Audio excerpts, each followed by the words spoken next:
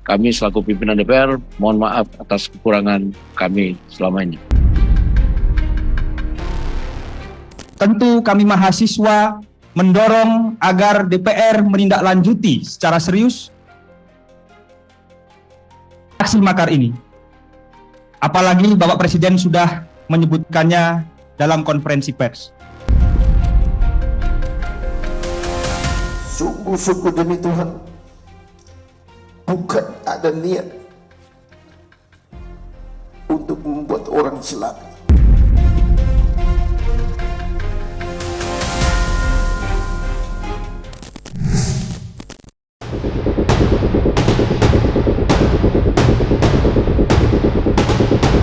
Kritik keras yang disuarakan mahasiswa sejak tanggal 25 Agustus kemarin mengenai reformasi di tubuh DPR RI akhirnya membuahkan hasil.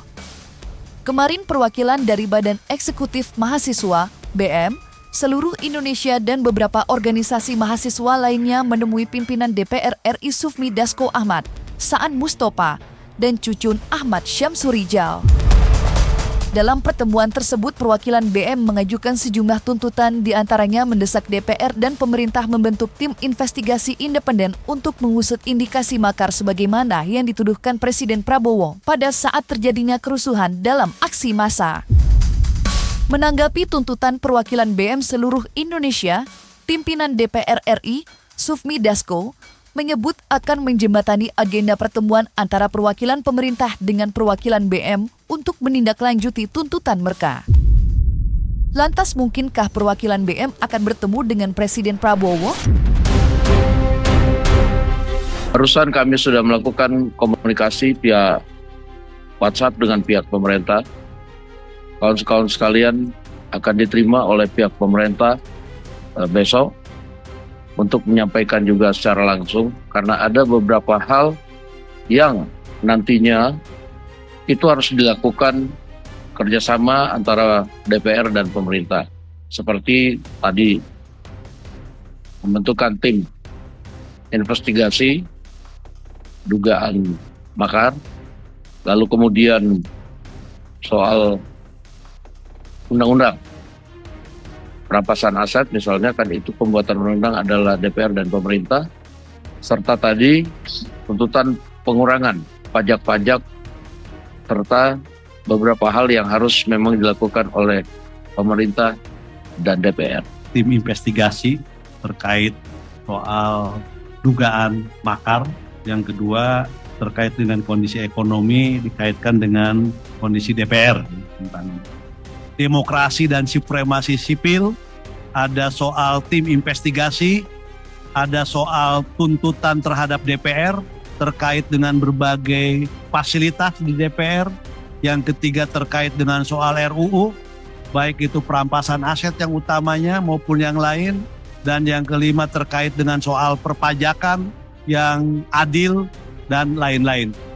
Saya juga akan meminta pimpinan DPR untuk langsung mengundang tokoh-tokoh masyarakat, tokoh-tokoh mahasiswa, tokoh-tokoh dari kelompok-kelompok yang ingin menyampaikan aspirasinya supaya bisa diterima dengan baik dan langsung berdialog.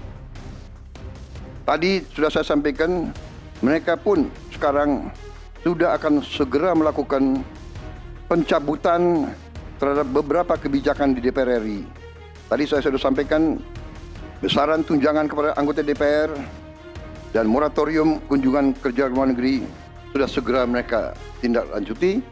Tetapi hal-hal lain yang ingin disampaikan juga dipersilakan disampaikan, mengirim delegasi masing-masing ke DPR RI.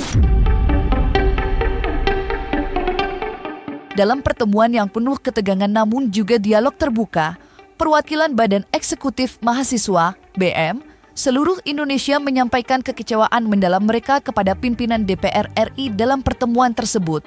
Perwakilan BM Mahasiswa juga menyoroti satu poin utama yang menjadi isu, yakni kenaikan tunjangan DPR di tengah kesulitan ekonomi yang dialami masyarakat yang dinilai sebagai bentuk ketidakpekaan terhadap penderitaan rakyat. Mahasiswa juga secara tegas mengkritik adanya video anggota dewan yang berjoget yang dianggap tidak pantas dan merusak citra DPR di mata publik. Menanggapi berbagai tuntutan tersebut, Wakil Ketua DPR Sofmi Dasko Ahmad menyampaikan permohonan maaf atas nama pimpinan DPR. Permintaan maaf ini merupakan pengakuan atas kekeliruan dan kekurangan yang telah dilakukan oleh para wakil rakyat. Politisi Partai Gerindra itu berjanji akan menindaklanjuti beberapa tuntutan mahasiswa, seperti penghentian tunjangan perumahan anggota DPR dan koordinasi dengan pihak kepolisian terkait pembebasan demonstran.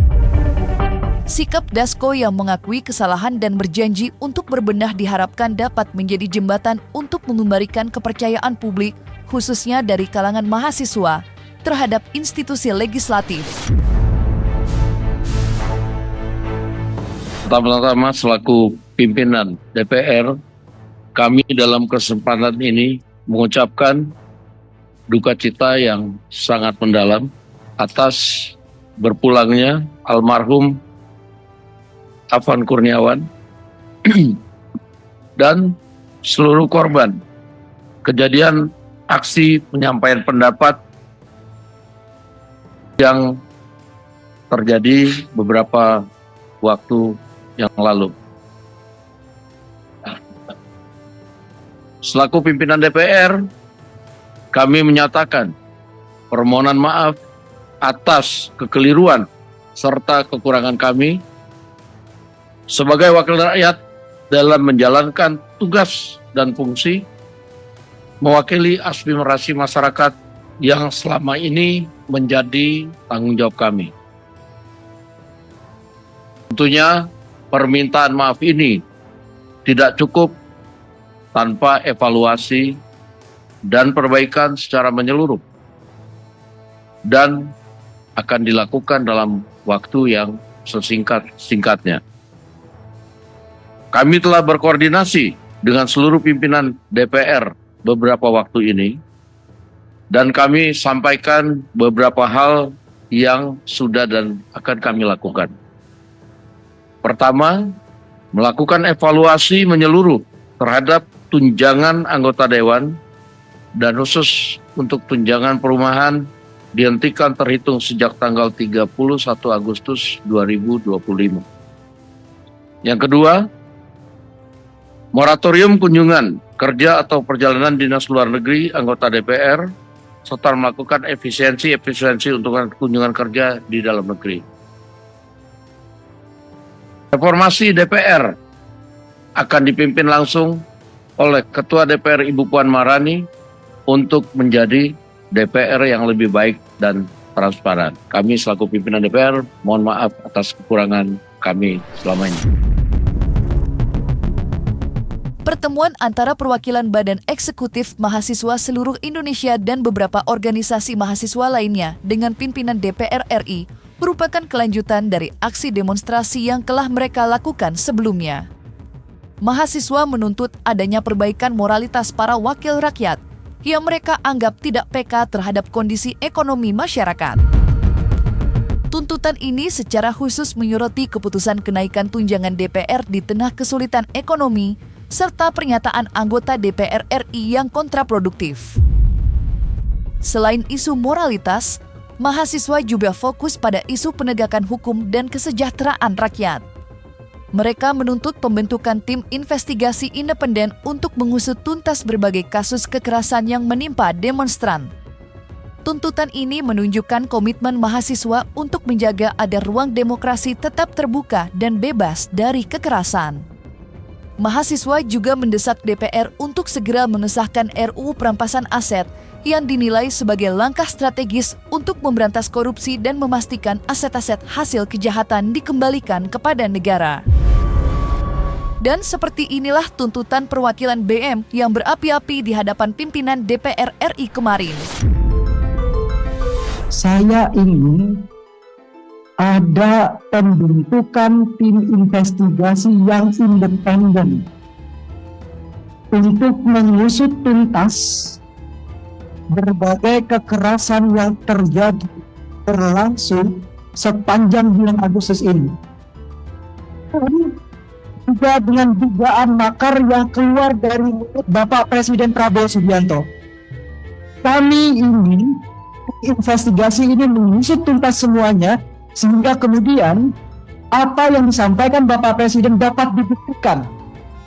Karena kami dari gerakan merasa dirugikan dengan statement tersebut. Setelah berdiskusi dengan kawan-kawan mahasiswa, cerdik cendikia, dan juga pada masyarakat. Pancatura atau 5 tuntutan rakyat. Kami membawa tajuk DPP GMNI berkomitmen menjaga demokrasi dan supremasi sipil di Indonesia. Poin yang pertama adalah menolak kekerasan dari aparat terhadap masyarakat sipil dan bertanggung jawab secara hukum terhadap korban yang berjatuhan. Kita semua tahu kawan-kawan, almarhum Afan mungkin menjadi salah satu pemicu, pemantik dari gerakan-gerakan yang berkelanjutan ini. Tetapi kita juga tidak boleh lupakan beberapa kawan kita, korban-korban yang sudah berjatuhan dan berguguran selayaknya pahlawan demokrasi di Indonesia. Tentu kita harus berikan apresiasi, perhatian, dan juga kita dorong pada Bapak-Bapak sekalian bahwa proses hukum harus berjalan secara terang benderang. Bentuk tim investigasi aksi makar dengan independen dan transparan yang melibatkan masyarakat sesuai dengan konferensi pers Presiden pada 31 Agustus 2025. Tentu kami mahasiswa mendorong agar DPR menindaklanjuti secara serius aksi makar ini. Apalagi Bapak Presiden sudah menyebutkannya dalam konferensi pers. Mendorong DPR mengambil peran strategis di tengah gejolak sosial politik yang terjadi. Kawan-kawan sekalian, kita semua telah bersepakat bahwa Indonesia adalah negara demokrasi. Negara demokrasi ini memiliki 3 lembaga penting, eksekutif, legislatif, dan yudikatif, di mana lembaga legislatif adalah sebagai corong, lembaga yang dapat meneruskan aspirasi masyarakat. Kami terus terang Bapak-Bapak Dewan menunggu kehadiran Dewan Perwakilan Rakyat di tengah-tengah gejolak yang terjadi. Mengapa? Karena agar masyarakat, mahasiswa tidak terbenturkan oleh aparat, agar ruang-ruang diskursus, dialog, dan lain sebagainya bisa kita kemas, bisa kita dialogkan tanpa kerusuhan-kerusuhan yang terjadi. Meminta Presiden RI Bapak Prabowo Subianto untuk menegakkan supremasi sipil di Indonesia sebagai bentuk menjaga dan menghormati kedaulatan rakyat. Yang kedua, mendorong DPR agar membentuk tim investigasi secara transparan untuk mengungkap aktor utama dari kerusuhan, tindakan anarkis, dan rencana tindakan makar pada aksi demonstrasi yang terjadi. Yang ketiga, meminta kepada pemerintah dan DPR untuk membatalkan tunjangan fantastis DPR dan mengesahkan Undang-Undang Perampasan Aset, Undang-Undang Masyarakat Adat, serta Undang-Undang Daerah Kepulauan. Di sisi lain, aliansi masyarakat sipil dan sejumlah organisasi kemahasiswaan masih menggelar aksi demonstrasi di depan gedung DPR RI. Seperti demonstrasi sebelumnya, demonstrasi kali ini juga berlangsung tertib. Dalam orasinya mereka mengkritik keras buruknya moralitas anggota DPR RI. Dan seperti inilah aksi demonstrasi kemarin di depan gedung DPR RI yang dimotori oleh Gerakan Mahasiswa Nasional Indonesia, GMNI, dan Aliansi Perempuan Indonesia. Masih terus ada di mana-mana. Sampai hari ini, upah buruh masih terus murah anak-anaknya.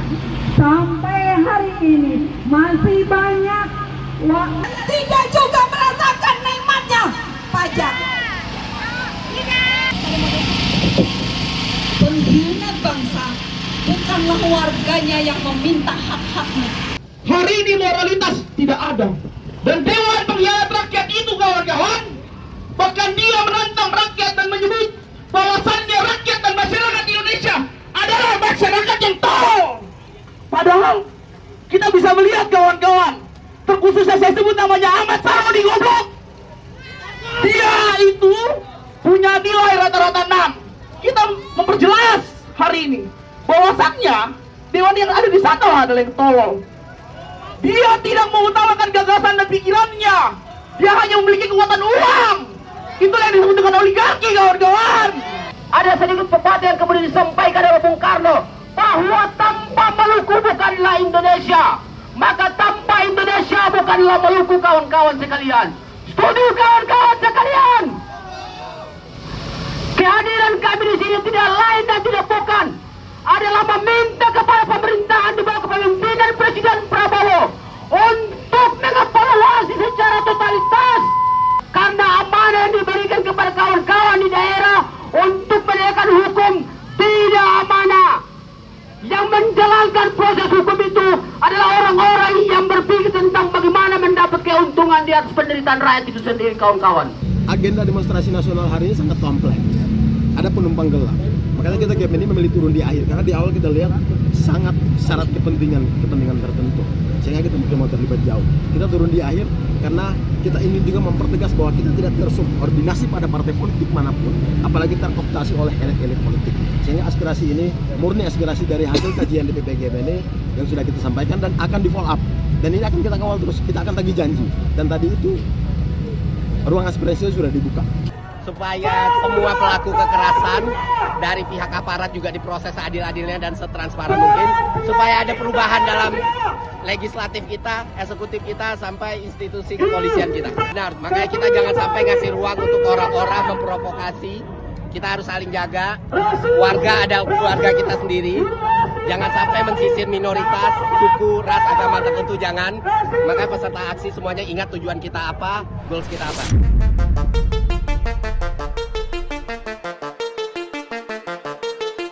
Sementara itu, sidang etik yang diadakan oleh Divisi Propam Polri terhadap sejumlah personel BRIMOB yang diduga terlibat dalam kasus tewasnya pengemudi ojek online, Afan Kurniawan, telah menunjukkan langkah tegas dari institusi kepolisian. Dalam sidang yang digelar kemarin, Kompol Kosmas Kajugae, Komandan Batalion, Danyon, Tesimen 4 Korps BRIMOB Polri, dijatuhi hukuman pemberhentian tidak dengan hormat (PTDH). Putusan ini menjadi sorotan utama karena Kompol Kosmas dianggap lalai dalam menjalankan tugasnya yang berakibat pada tewasnya korban. Hukuman ini menunjukkan keseriusan Polri dalam menjawab tuntutan publik. Sidang etik ini tidak hanya menjerat Kompol Kosmas. Bribka Rohmat, sopir kendaraan Paktis, Trantis yang melindas korban, dijadwalkan menjalani sidang etik hari ini. Selain itu, 5 anggota BRIMOB lainnya juga akan menghadapi persidangan atas dugaan pelanggaran etik sedang. Dengan adanya sidang etik ini yang digelar transparan diharapkan dapat mengembalikan kepercayaan masyarakat. Lantas apa kata Kompolnas mengenai hasil kode etik anggota? Sidang KKIP itu kan pemeriksaannya dalam dan masing-masing pihak boleh mengajukan pembelaan, penuntutan. Ya tergantung pada argumentasi yang ada di dalam. Ya saya kira kalau ini sih harusnya nggak terlalu lama ya, karena kan rekam jejak digitalnya ada. Jadi kan kita nggak pakai berdebat panjang, Bung, itu rekam jejak digitalnya ada. Terus juga komitmen kelembagaan kepolisian juga ada, menuntaskan ini dengan seterang-terangnya. Terus harapan publiknya juga saat ini momentumnya juga gede. Saya kira akan cepat. Kedua tentang Kode Etik Profesi dan Komisi Kode Etik Polri yang berbunyi, anggota Kepolisian Negara Republik Indonesia dapat diberhentikan tidak dengan hormat, menjatuhkan sanksi berupa 1. Sanksi bersifat etika, yaitu perilaku pelanggar dinyatakan sebagai perbuatan tercela. 2. Sanksi administratif, yaitu penempatan pada tempat khusus selama 6 hari telah dijalani pelanggar terhitung sejak tanggal 29 Agustus tahun 2025 sampai dengan 3 September tahun 2025 di ruang Patsus Biro Propos di Propam Polri. B. Pemberhentian tidak dengan hormat atau PTDH sebagai anggota Polri. Sungguh-sungguh demi Tuhan, bukan ada niat untuk membuat orang selamat, tetapi sebaliknya. Namun peristiwa itu sudah terjadi. Pada kesempatan ini, saya juga mau menyampaikan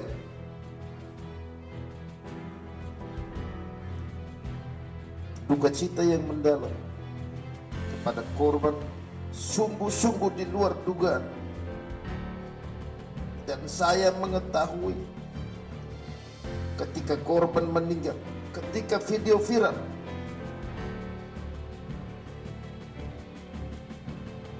dan kami tidak mengetahui sama sekali pada peristiwa dan waktu yang kejadian tersebut.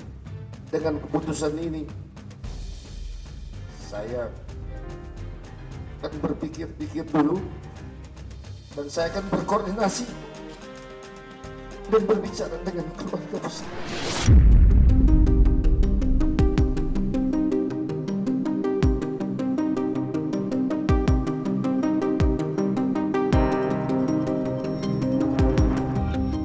Nah, selesai sudah, Cumi Lovers. Jangan lupa untuk like, subscribe, dan juga share channel YouTube Cumi Cumi.